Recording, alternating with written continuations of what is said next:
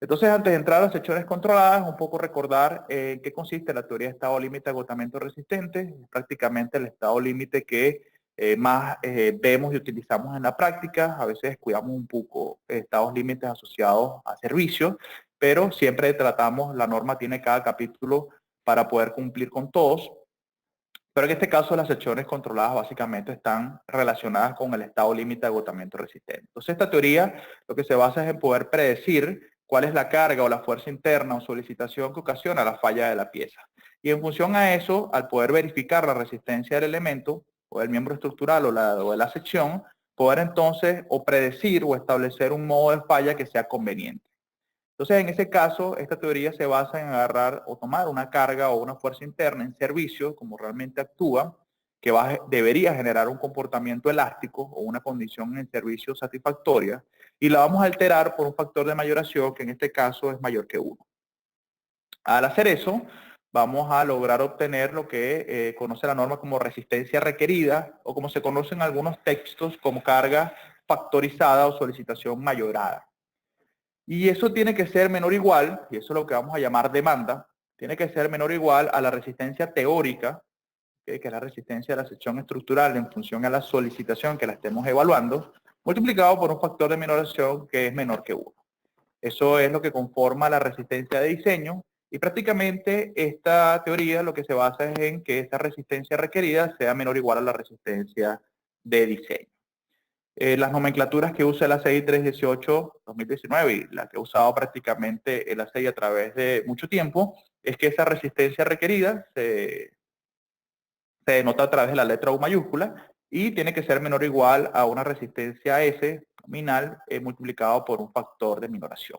Acá podemos ver claramente identificados dos factores de seguridad, uno que se le aplican a las cargas o a las fuerzas internas, otro que se le aplican a las resistencias, y lo que tenemos que tener claro es que esto es la demanda y esto es la capacidad permitida. Entonces podemos ver acá que para obtener la demanda, obviamente depende de un modelo matemático, depende de una longitud del elemento, depende de unas cargas, depende de la conexión, si es empotrado, si es articulado, y podemos aplicar o obtener esa demanda a través de metodologías de análisis estructural.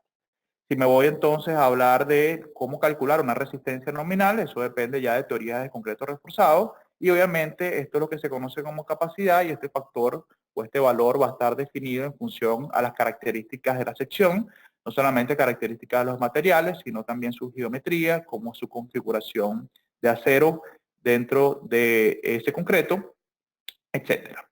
Entonces, si esto a la hora lo dejamos un poco general, lo vamos a enfocar directamente a tipos de fuerza interna, entonces si estaré hablando de vigas, estaré entonces verificando una ecuación de resistencia a nivel de flexión, donde el momento último factorizado o la resistencia requerida a flexión tiene que ser menor o igual a la resistencia de diseño a flexión de la sección. Igual para corte, igual para carga axial. Pero lo que debemos dejar claro en esta introducción o en este repaso que estamos viendo de esta teoría es que no necesariamente cuando nosotros diseñamos y comprobamos que este MU esté muy cerca de FIDMN, es que en la práctica ante cargas de servicio normal estaremos evaluando la sección en ese estado. Lo que debemos entender es que realmente las secciones las cargas ni están mayoradas ni las resistencias están minoradas. Esos son mecanismos o factores para poder yo llevar una carga que actúe en servicio, que genera un comportamiento totalmente elástico ante cargas gravitacionales, y son los factores por los cuales yo debo multiplicar para llevar esto de un estado elástico a un estado de condición última y poder entonces verificar la resistencia de la pieza, es decir, que en esa condición de estado la sección no falle, y puedo comprobarlo a través de esta ecuación de resistencia. Y adicionalmente ver su modo de falla, y en algunos miembros estructurales la norma me va a condicionar ese tipo de falla. Entonces, uno de los factores de seguridad que tenemos es los factores a las cargas aplicadas, son las combinaciones de cargas. En este caso la norma lo que busca es que dentro de una edificación podamos evaluar que los distintos tipos de carga no actúan de forma independiente, sino que más bien actúan de forma conjunta, y buscar la forma de que entonces podamos mezclar o combinar las posibles situaciones donde esas distintas cargas pueden no solamente actuar de forma conjunta, sino también cuáles serían sus factores de mayoración que probabilísticamente hablando pudieran llevar desde un estado de servicio a un estado de condición última para verificar la resistencia de la falla. Entonces aquí aparecen las distintas combinaciones que debemos verificar en el diseño de todos los miembros estructurales, si tenemos cargas permanentes, variables de techo, viento, sismo, etcétera, empuje de tierra, empuje de líquido.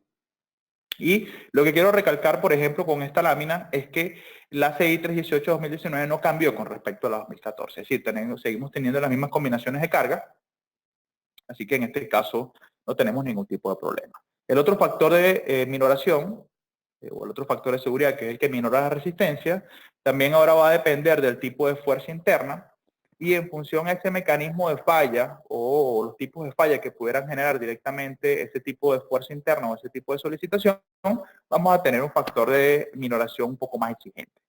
Si es a flexión y tiene un comportamiento de atracción bastante identificado, vamos a tener factores de 0,90 de minoración, pero si tenemos comportamientos a compresión, corte, torsión, vamos a ver cómo esos factores de minoración son un poco más exigentes.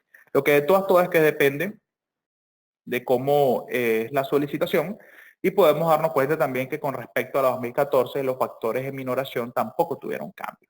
Ahora, ¿dónde ocurre realmente el cambio? ¿Por qué pudiera haberse afectado un factor de minoración? Bueno, porque para poder determinar en un miembro, que se esté revisando a flexión, carga axial o combinación de ambos, es porque va a depender de cómo se clasifique la sección o cómo esté controlada la sección para poder definir ese factor de minoración. En sí, la evolución, es decir, el factor de minoración asociado a este tipo de solicitación no ha cambiado, incluso sigue variando de 0,65 a 0,90.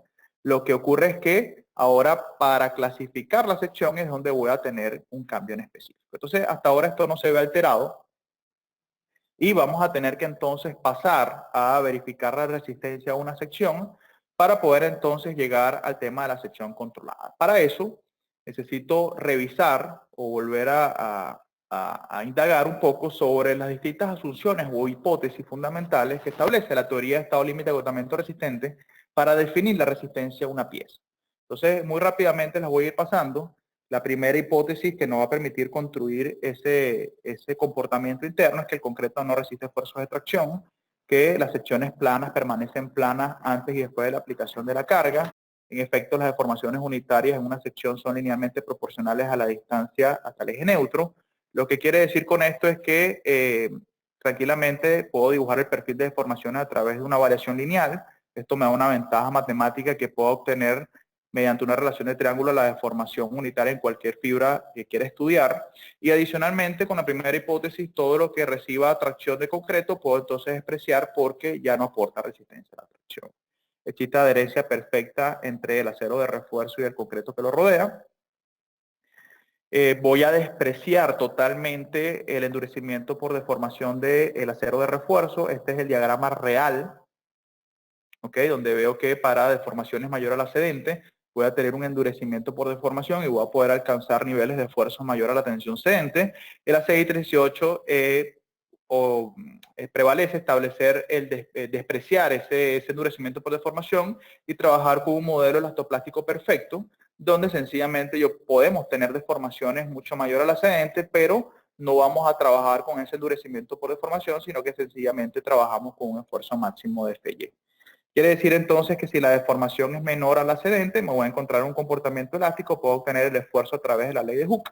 Y si esa deformación es mayor que la cedente, bueno, tranquilamente vamos a poder obtener que el esfuerzo que desarrolla el acero es FY y punto. Entonces eso también me da una ventaja porque para cualquier nivel de deformación mayor al ascendente, el esfuerzo siempre va a ser el mismo y voy a poder conocer las resultantes a compresión o atracción que van a poder desarrollar ese acero de refuerzo sin tener que tener ensayado una cantidad de aceros importantes para poder predecir los valores de esfuerzo según el comportamiento no lineal que va reflejando. Entonces, obviamente ese desprecio de endurecimiento por deformación que me permite desarrollar mayores esfuerzos se traduce en una facilidad matemática nuevamente.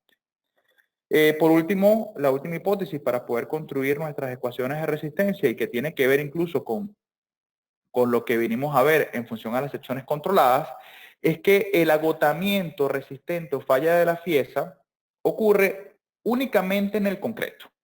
Para nosotros no falla el acero de refuerzo, incluso no está definido cuál es el valor de FU en este comportamiento idealizado. Para nosotros pareciera que nos podemos deformar muchísimo y sencillamente siempre obtiene o desarrolla FY. No medimos el valor de FU. Eso lo vamos a resolver cumpliendo con los aceros mínimos, y con eso entonces garantizamos que sencillamente las condiciones de falla se den en la zona más comprimida del concreto. Entonces, para una sección, por ejemplo, voy a decir que todas estas secciones son las mismas, del mismo tamaño, la misma base, la misma altura. Vamos a decir que está aplicado un mismo momento que origine la falla de la pieza, y la diferencia es que tienen distintos porcentajes de acero. Me voy a encontrar, por ejemplo, que si tengo mucho acero en la sección y le establezco un momento que genere las condiciones de falla, voy a alcanzar que en la zona más comprimida del concreto voy a alcanzar la deformación límite de 0.003. Esto sabemos que es un valor normativo. El concreto puede alcanzar niveles de deformaciones mayor, pero la CI establece como tope de deformación esa. ¿Okay? 0.003 es la condición de falla. En este preciso instante que logro la condición de falla, el acero más traccionado puede estar a niveles de deformación menor que el excedente. Quiere decir que al momento en que agota el concreto, el acero se está comportando en este rango. Quiere decir que si ocurre una falla, va a ocurrir una falla que llamamos que es una falla que prevalece a compresión. Todas las fallas se dan en la zona más comprimida del concreto, pero lo que quiere decir con que la falla sea compresión es que antes de ocurrir la falla no hubo ningún indicio visible de que estuviese ocurriendo algo o esa sección se estuviese afectando. Entonces sencillamente ocurre una falla repentina, explosiva, de forma muy frágil, y puede tranquilamente explotar y prácticamente nadie se dio cuenta, ¿ok? Sino sencillamente cuando ocurrió el evento de la falla. Si voy disminuyendo un poco el acero y aplico un momento que origine también las condiciones de falla, me voy a encontrar que la falla sigue siendo en la zona más comprimida, bajo las condiciones de compresión, pero en ese preciso instante puedo ver que el acero más traccionado alcanza la deformación cedente. Es decir, al momento en que agotó el concreto, el acero de refuerzo estaba justamente en este punto. Eso también es una falla, digamos, que se considera de forma repentina, explosiva, es una condición de falla no deseada. No deberíamos diseñar ciertos elementos estructurales para esas condiciones de falla. Vamos a ver más adelante cómo la norma me lo permite para ciertos miembros estructurales, para otros no.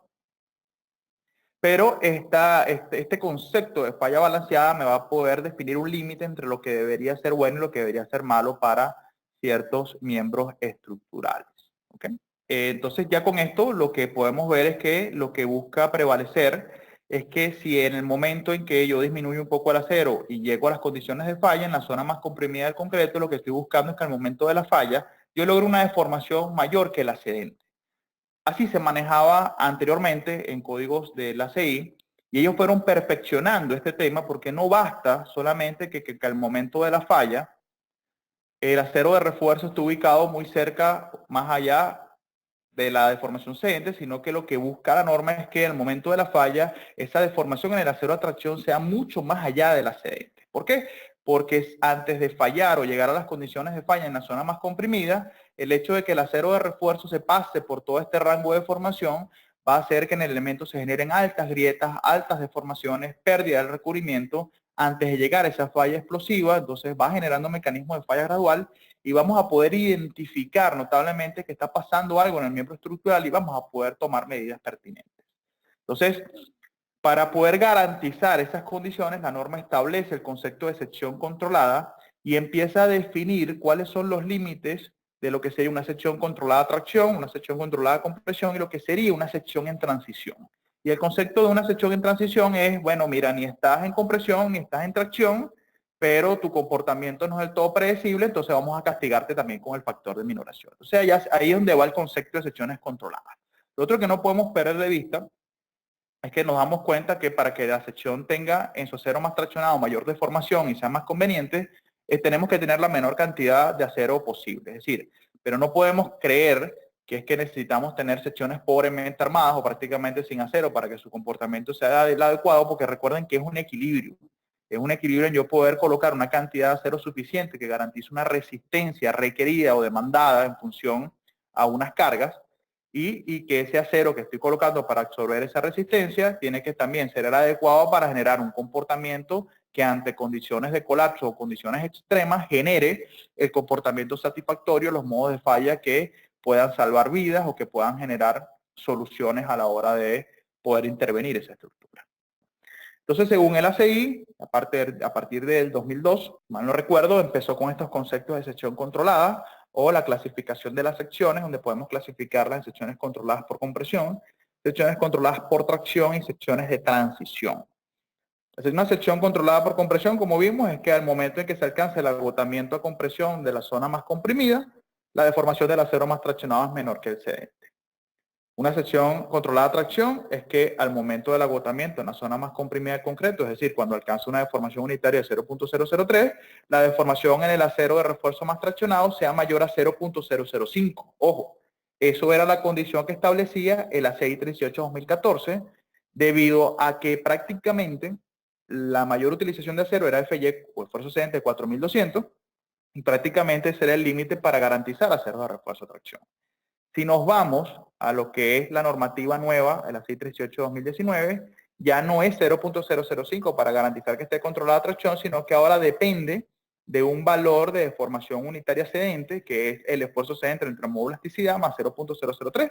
Entonces, si usamos acero grado 60 o con FY 4200 y aplicamos esa deformación unitaria cedente, vamos a encontrar que esa deformación cedente es 0.002, y cuando le sumamos 0.003 vamos a caer en el mismo límite que teníamos en la ACI 38-2014.